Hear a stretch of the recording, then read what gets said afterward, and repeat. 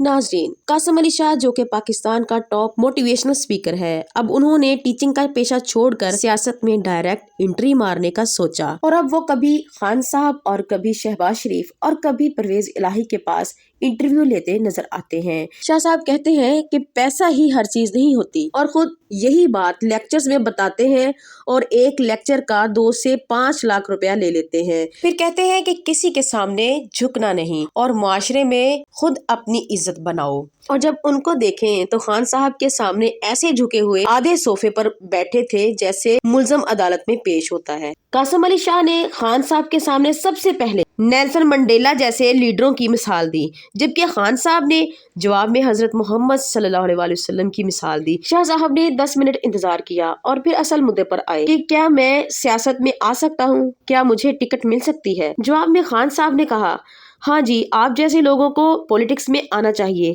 जिसे सुनकर वो खुश हो गए और आजकल सियासी हलके में अपना आप पेश करते नजर आ रहे हैं। लेकिन खान साहब ने जवाब में ये भी कहा था कि देखा जाएगा कि हलके में कोई आपको जानता भी है कि नहीं। लेकिन जब मियां साहब के पास गए और उस जैसा इंटरव्यू उनसे भी लिया, जब उस जैसा सवाल शहबाज शरीफ से भी किया, तो उन्होंने कहा नहीं, आप जैसे लोगों का सियासत में कोई काम नहीं।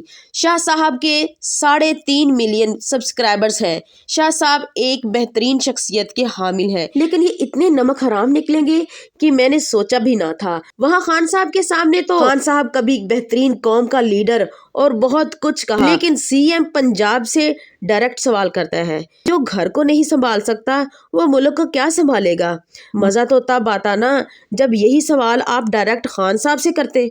और फिर शाह साहब कहते हैं कि क्रिकेट खेलने वाले सियासत नहीं कर सकते, सियासत तो शतरंज की गेम है। अगर यही बात है तो क्रिकेट खेलने वाला मुल्क नहीं चला सकता। जो बंदा अपना घर नहीं संभाल सकता वो मुल्क कैसे संभालेगा। तो उस वक्त खान साहब के सामने घुटने टेक कर टिकट क्यों मांग रहे थे। मुनाफकत की भी कोई हद होती है। और आखिर में ये भी कहा कि मैं इंतजार कर रहा हूँ टिकट का। शाह साहब, अल्लाह ने आपको इतनी इज्जत दी हुई है, क्यों मिट्टी में मिलाने के लिए तुले हुए हो। नाज़रीन, आपकी खान साहब के बारे में क्या राय है, कमेंट बॉक्स में जरूर बताइएगा।